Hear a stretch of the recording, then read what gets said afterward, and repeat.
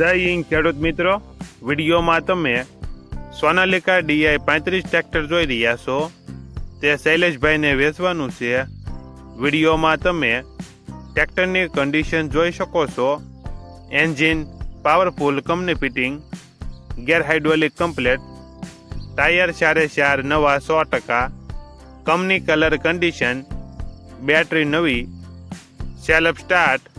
ટ્રેક્ટરમાં કોઈ પ્રકારનો ફોલ્ટ નથી. Model 2008, 1 owner, 39 horse power.